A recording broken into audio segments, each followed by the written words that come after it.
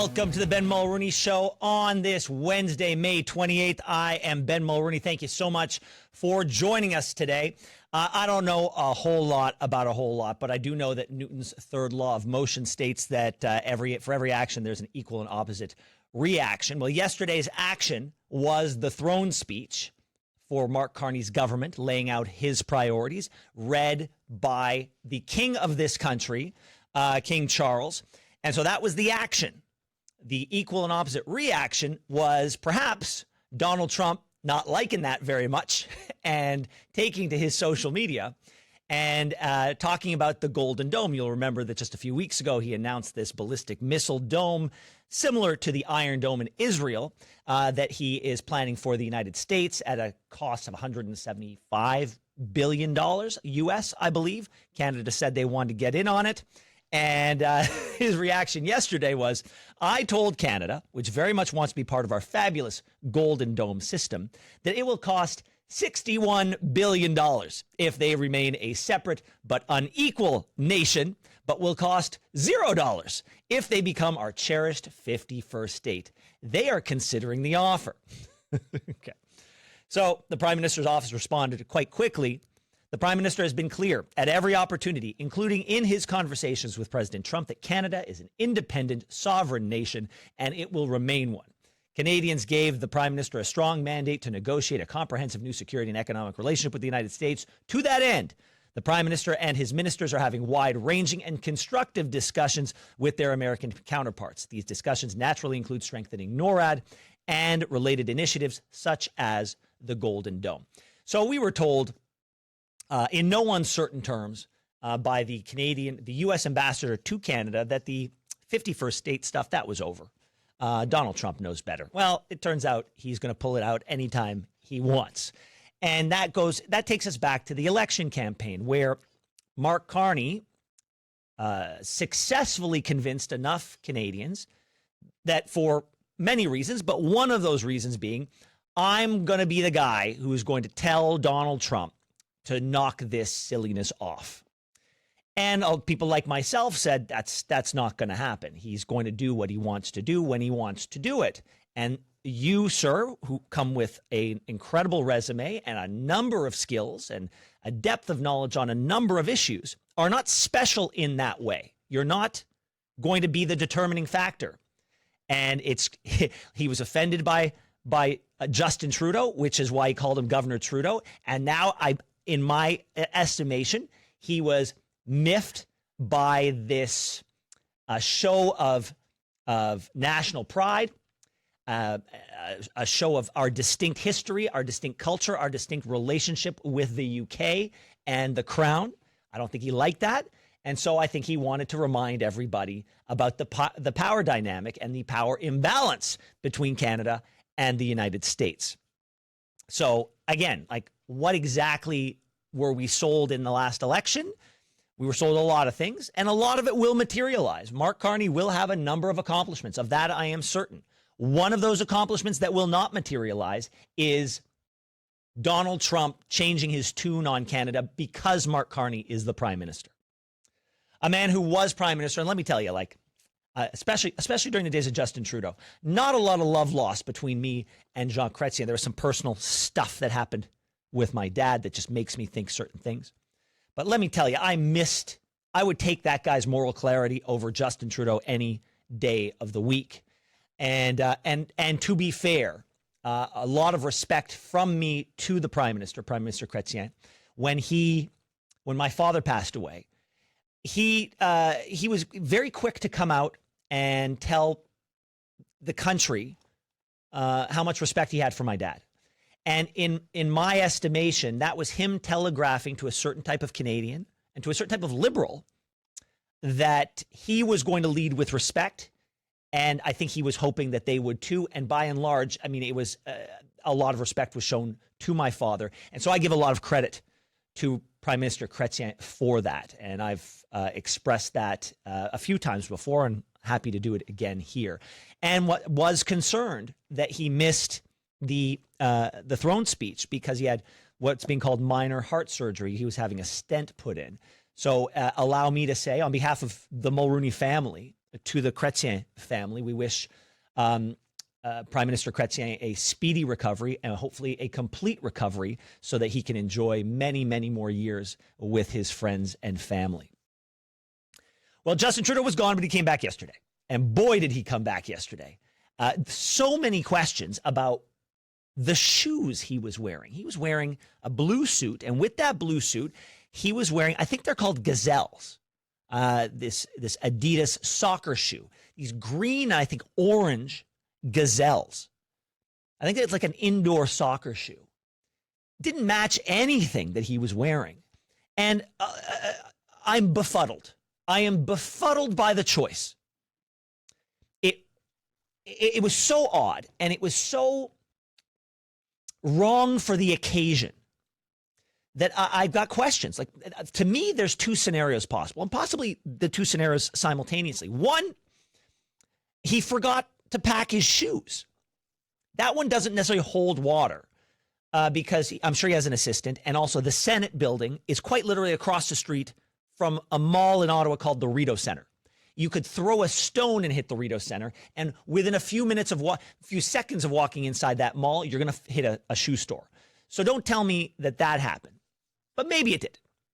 The other thing is he wanted people to talk about him, which, if that's the case, is kind of sad. He would have been talked about simply because he's the prime minister, and I don't know why he thought it was appropriate at the throne speech inside the Senate building to I don't know. It's not disrespectful. It's just odd. Someone's going to have to explain the rationale behind that to me. I genuinely don't know. That being said, we talked to my mother who was there. She said he could not have been nicer. And he's always very nice. I have a lot of time for Prime Minister Trudeau personally because of the kindness that he showed to my family for so very long. I have no time for him from a political standpoint, but personally, I had a lot of time for him. And I think if we can end on, I think the point of pride for me and my whole family was my mother in attendance. It was so nice to see her there. So nice to see her back in Ottawa. So nice to see her as you know, the wonderful independent woman that she is. And she sat down with Vashi Kapelos. And here's what she had to say about the throne speech. You know, people assume that the throne speech is written by the government of the day, which it is. But I think you felt the king's presence through it all. And this is a king who understands the complexity of the world right now. And in some ways, it was an olive branch. In other ways, it was a bit of a hammer. So I think it's going to be interesting to see. But I think he's up to the challenge, and I think I'm very hopeful that we'll be able to overcome everything that's thrown at us. My dad consistently said that were it not for my mother, he would have been a very successful senior partner at his law firm in Montreal. That's as far as he would have taken himself. He became prime minister because he married my mother. She was the jet fuel that got him there. And to hear her yesterday and see her yesterday fills me with so much pride. And I was so happy to see her. And I'm happy that she had a good time. I'm very happy she had a good time. All right, we're going to take a quick break. More to come on The Ben Mulroney Show. Welcome to The Ben Mulroney Show on this Wednesday, May 28th. Thank you so much for spending some time with us. Well, I don't know where you find us. You might find us on the podcast platform. You may find us on a streaming app, or you may find us on the good old radio box. In any case, I thank you for helping us have a great conversation across this country. So yesterday was the throne speech. We've talked about that a lot. We will continue to do so. Afterwards, Mark Carney sat for an interview. We're going to break that down in just a moment. But I do want to point something out. Earlier in the show, I said that when I criticize somebody, I'm going to do it according to certain rules that I hold true. And I expect you to hold me to those rules as best you can. And one of the things I think is fair comment is when somebody says one thing and does another. Now, Mark Carney said, our new prime minister said that he will introduce legislation on interprovincial trade by Canada Day. That's his stated goal. However, that is not what he campaigned on. He did not campaign on introducing legislation by Canada Day. He said not once, not twice, but 5 times that by Canada Day, all interprovincial trade barriers would be gone. Now, those are 2 very different things. He said so on April 5th. He said so on April 17th. He said it again on the 20th, on the 21st, and on election night, he said, quote, "We will build an economy, not 13, with the government committed to free trade in Canada by Canada Day." And I think it's important to call things out when they warrant it. He got elected on a promise that he is now, for all intents and purposes, not keeping. And I think that's an important point. I think it's incumbent upon people like myself to call those things out. Look, things take time. I get it. But you didn't say they were going to take, no one told you to make the commitment to lift all interprovincial trade barriers by Canada Day. You said that by your own volition. You said, I'm going to do this by a certain date, and now you're saying that's not the date. Accountability matters. Words matter. Dates matter. Time matters. So these are important things that we have to call out when they happen. So after that, he sat down with David Cochrane of the CBC. I've been critical of David Cochrane, but this was a wide-ranging interview, and I thought David acquitted himself quite well. And look, nobody is under any illusion that the job that Mark Carney has is going to be easy. There are a lot of issues that he needs to tackle. And people like myself, at least in these early days, are going to give him the runway to start getting those things done. I'm going to give the benefit of the doubt to this government, at least in the early days, until they show me that they are not worthy of that benefit. So let's listen to some of the takeaways, and then we'll talk about them on the other side. Here is Mark Carney telling David Cochrane that Canada is looking to join major European buildup by Canada Day. We need to do much more to secure our borders, to secure our Arctic, to secure Canada. So we're going to need to spend more. We recognize that. Now we're going to do it in a way that is in the best interest of Canada, with partners on which we can rely, get best value for money, but also make more of that investment here in Canada, so we're growing jobs and livelihoods in our own country. You know this. Some may not have followed as closely. We're spending over 75 cents on every dollar of capital spend for defense goes to the United States. Right. That's not smart. I don't disagree with him at all. I think if we can diversify where we like our military procurement, absolutely. If we can build a lot of that ourselves, if we can start building up sort of a military industrial complex, for lack of a better expression, I'm all for it. The knock-on effects of being able to build tanks and armaments and weapons here in Canada would be a boon to the economy. And if the government wants to invest in helping set up those industries, I think the knock-on effects will be quite beneficial. You know, he referenced in a not so subtle way reliable partners, implying, I believe, that he doesn't view America as that reliable partner. But let's also not forget, America does a lot of the heavy lifting for us. Our proximity to them sort of kind of ensures our safety, whether we pay them or not, whether we participate or not. I don't think America would take too kindly to a missile being shot by North Korea and landing in Vancouver. I think they would view that as an assault on America. And I think we've counted on that for a very long time. And so it's nice to hear that we have a prime minister who wants to start taking responsibility for our defense, for to protect our sovereignty, Arctic and otherwise. I like the words. I need to see the action. He continued talking about becoming defense partners with Europe. What's better if we spend more at home, if we have diversified partnerships? Look, part of what's been happening in the last few months since I became Prime Minister is a number of conversations of increasing specificity with our major European partners so that we become defense partners with them, that we become part of a very big build-out of their defense industrial base, which will have big benefits for jobs here in Canada. We're making great progress on that.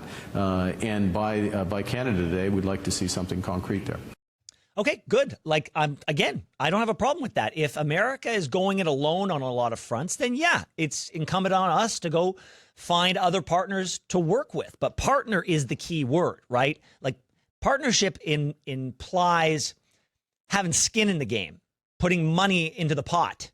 And where we're going to get that money, I have no idea. That's up to Mark Carney to figure out in his big giant brain.